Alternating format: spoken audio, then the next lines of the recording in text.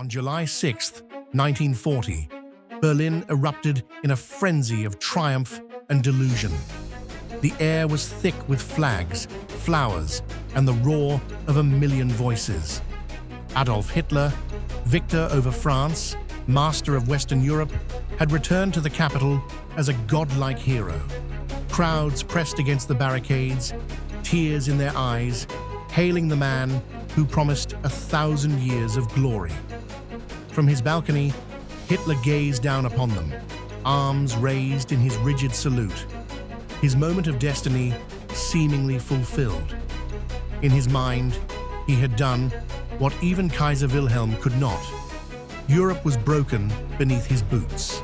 His generals whispered that he was the greatest warlord in history. But far from Berlin, three men watched with growing unease.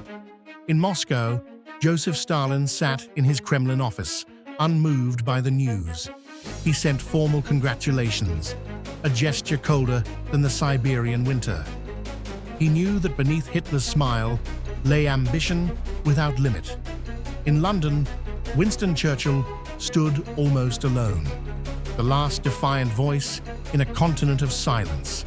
He told his exhausted nation, "We shall never surrender." And across the Atlantic, in Washington, Franklin Delano Roosevelt, running for an unprecedented third term, watched carefully. America was weary of war, but Roosevelt saw what others refused to. Another storm was coming, a storm that would pull the entire world into its path. The gathering storm. Within just 5 years, the relationships among these four men, Hitler, Stalin, Churchill, and Roosevelt, would twist beyond imagination. They would shift from suspicion to uneasy alliance, from rivalry to partnership, and finally, from comrades in arms to architects of a divided world. This was not merely a war of bombs and tanks. It was a war of minds, a struggle of ideologies, of egos, and of fear. Each man believed destiny itself had chosen him to shape history. But destiny, as the world would learn, is cruelly indifferent, the pact of convenience.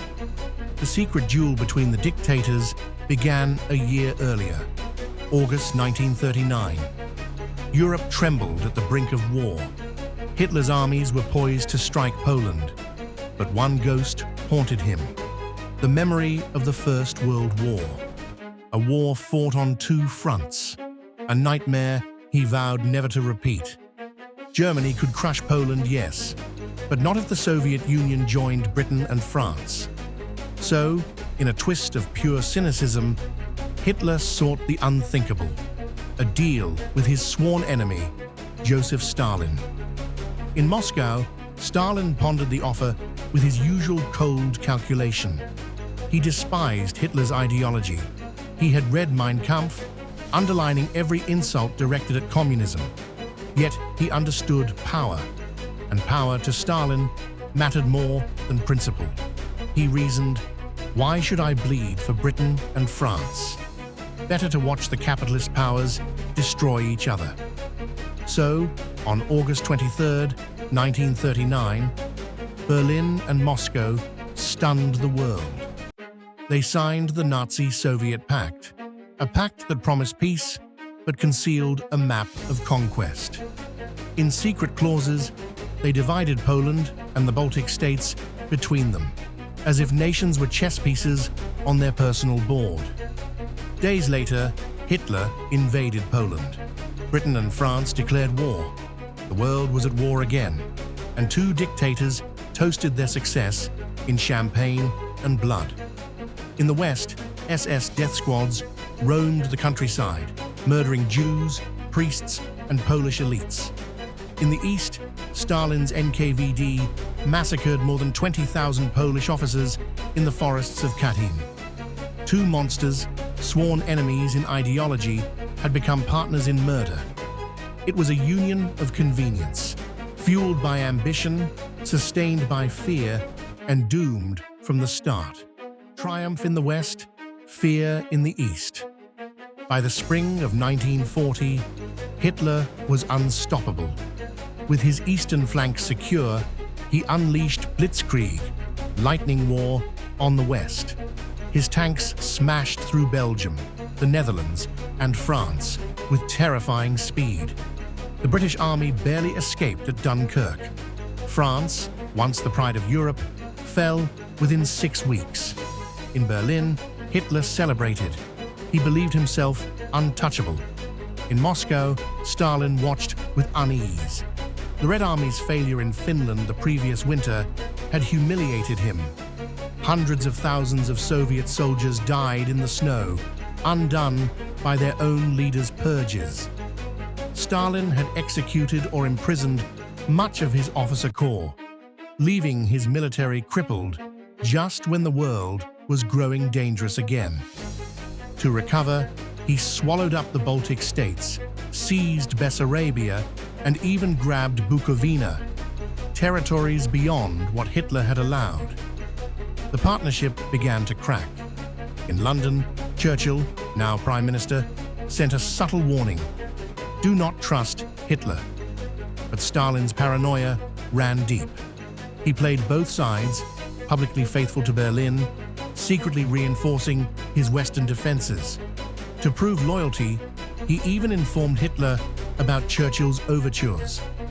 Meanwhile, Hitler puzzled over Britain's stubborn resistance.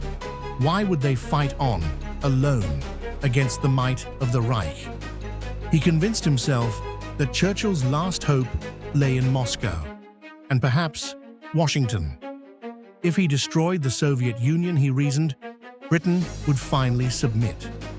Hitler's fatal choice. On July 31st, 1940, in his Bavarian mountain retreat, Hitler gathered his generals. He told them, with calm certainty, Britain's last hope is Russia. Smash the Soviet Union, and Britain's resistance will collapse. He set the invasion for the spring of 1941. But first, he had to defeat Britain.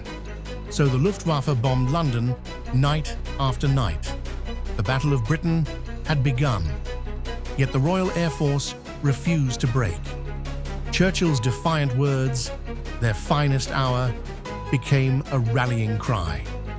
When his air war failed, Hitler grew restless. His obsession shifted east once more. In November 1940, Stalin's foreign minister, Vyacheslav Molotov, visited Berlin. Hitler proposed carving up the British Empire. Molotov, shrewd and cold, asked, "If we are partners, why are your troops in Romania?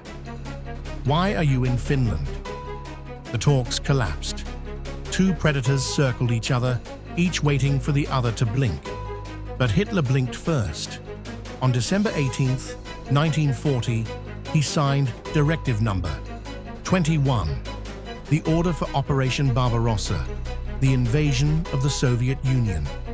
He believed it would take 6 weeks. It would take 4 years and destroy him, Stalin's blind spot. Even as the signs multiplied, Stalin refused to see. He fortified the borders, yes, but his mind was trapped in disbelief. He told his generals, Hitler is not a fool. He won't fight on 2 fronts. But Hitler was no longer driven by logic. He was possessed by ideology, by his dream of Lebensraum, the living space in the East that would feed his empire and erase communism from the map.